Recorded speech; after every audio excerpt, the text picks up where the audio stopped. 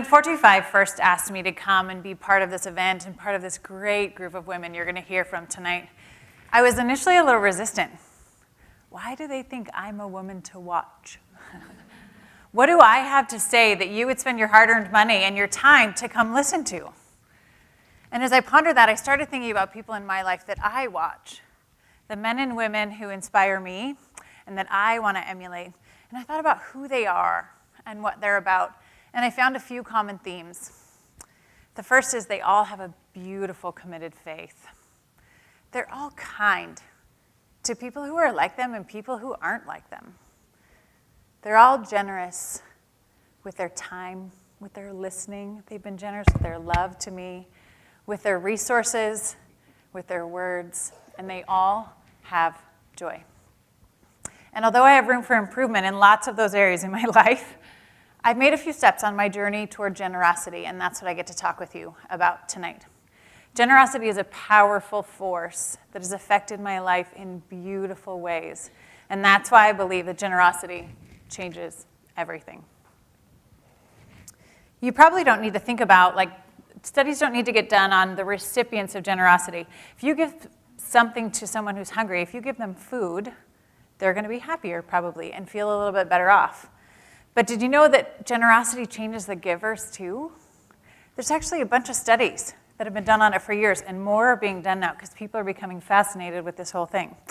There's a social science study that's been done for decades, and they do it every other year, and they're measuring this generosity thing, these people giving. And what they found is that people that give their time and their money are 43% more likely to say they are very happy than people who don't give. In fact, there was a study done on a college campus, university campus, and they gave a bunch of college students a $20 bill. And they said, okay, half of you are supposed to spend it on yourself, and half of you are supposed to give it away.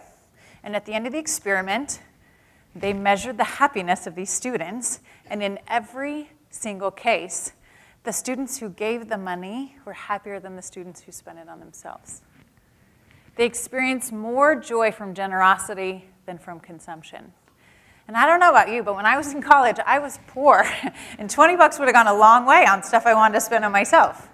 But generosity changed them. There's also some medical studies that have been done where they're measuring the chemical stuff that's happening in people's bodies as they give. I don't know how you do measure that while people are giving, but while people are volunteering, they've actually hooked nodes up to their heads and measuring stuff in their bodies.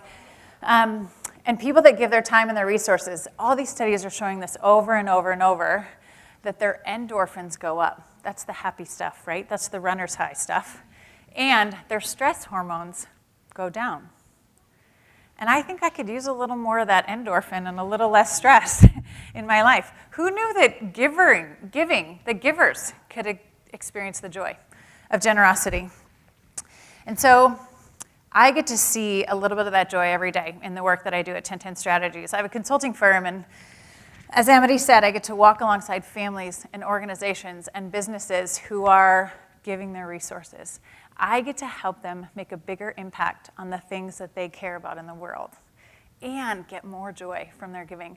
And I have to tell you, it is such a privilege to walk alongside families and businesses and organizations that are experiencing this joy, and they're kind of surprised by it.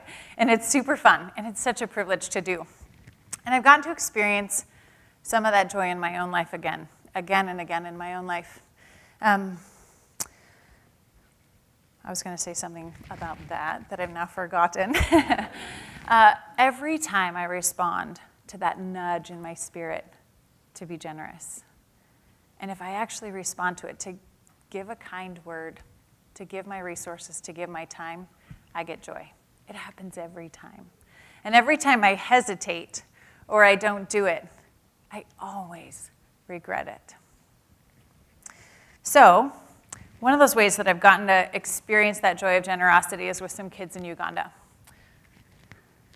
These are my kids in Uganda. I'm going to get teary just looking at that picture of them.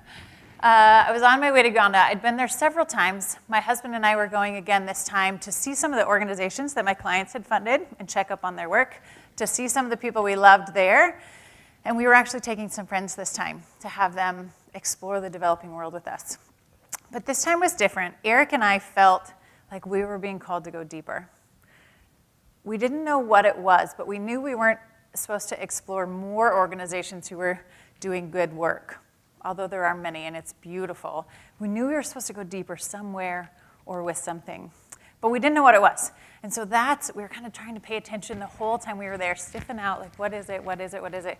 And then we met these kids. This is Michael and his sisters. Their parents are both dead. In this picture, this is when we met them. Michael's 15.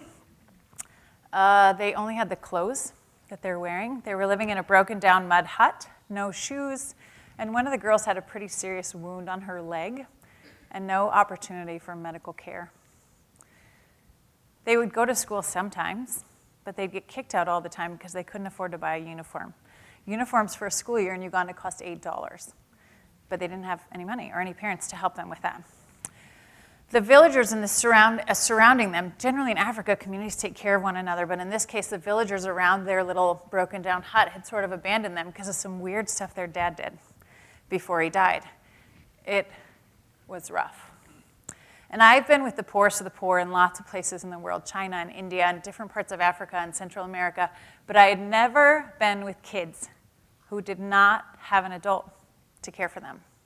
It just broke my heart, and it changed us forever. And Eric and I knew in that moment, this is where we're supposed to go deeper. And so since then, we figured out a way to sponsor these kids, and we have been sponsoring them for the last 6 years and being the only parents they have, and it's changing our lives. And I don't tell you the story to say, look how amazing we are, because I don't think we're amazing. I think you would have done the exact same thing. I tell you the story to share about how much joy we have received in caring for these kids. And every time I get a text, we have a guy over there that helps care for them, and every time I get a text from them that sends us pictures of the kids or sends me their report cards, because I get their report cards because I'm their mommy, about how they're doing in school, or I get texts sometimes around the holidays that send love to Mama Heather. It literally, the joy leaks out of my eyes. We love these kids like they're our kids, and I don't get to see them very often, but these kids are thriving because we get to spend time with them. This is a picture of Michael, the oldest. This was taken 2 years ago when I was there.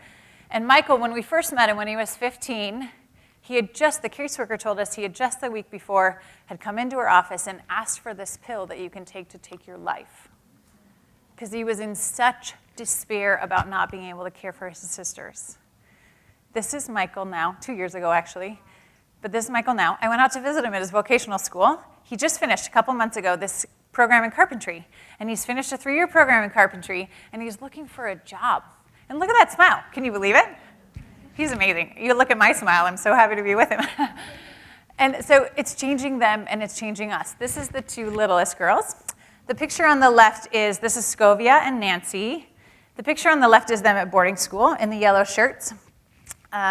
When I was there a couple of years ago, we got them into boarding school because they were living on their own and not very safe. And so now they're getting 3 meals a day in the best boarding school in northern Uganda. It costs us very little money, and they are healthy and thriving, and I get their report cards, and it's great. And this picture on the right is them at Christmas time this year, actually. We sent a little extra money, not so that they would just have clothes to wear, but something beautiful, because every girl needs to feel beautiful. And I got these pictures from them, and they loved the clothes. A couple of them, they had these sunglasses on, and they're looking so cool. And it just brings us delight. These kids are alive because we care for them. But I would tell you that I am way more alive because we care for them. Eric and I are not wealthy, by this country's standards anyway. But we know that we've been given some resources, and we want to share those. And we're going to keep sharing them with people here, and we're going to share them with our kids in Uganda and other people around the world, because generosity is changing us. It's changing other people too, but it's changing us. And we want more of that. And that's why I believe that generosity changes everything. It changes lives and families and hopes and dreams and communities, and it's changing me, and it will change you. So you probably guessed I'm going to close tonight by encouraging you to be generous, because you're right. I think it's the best thing. I think it's so fun. It's one of the best things happening in my life. And so I want to encourage you to respond to that nudge that happens sometimes in your spirit to do something. Give us the guy that's making your sandwich at Subway, give him a kind word. And so I actually thought up a couple examples for you. You can think of lots of ways you can be generous, but I thought up a couple fun ones. Next time you're in the Starbucks drive-thru, pay for the coffee of the guy in the car behind you. He won't ever know who you are, but he'll be totally delighted and surprised, and you'll be kind of tickled about it all day that you did this kind of anonymous, generous act. Or invite the widow that lives across the street over for dinner. Sponsor a child-headed family in Uganda. Give a kind word to the checker at the grocery store that you see all the time, or the person who cleans your office or cleans your house. There are so many ways that we can be generous, and I bet you can think of lots and lots of them. And as I was thinking of all these ideas, trying to brainstorm fun things to give you little spurts of generosity, I actually came up with an even better idea. And I am literally actually shaking up here with joy right now because I'm so excited to be telling you. I've been keeping this secret for like a month, and I'm very excited. I thought, what if just encouraging all these people to be generous, you were generous with them? What if I gave you the resources to be generous with? And as I thought about that idea, like I literally sobbed, like the joy was spilling out of my eyes, and I hadn't even done it yet, and I was having joy. And so I'm excited to tell you that in the goodie bag that you'll take home tonight, there's a $20 bill. And it's for you, not to spend on yourself, but to give away.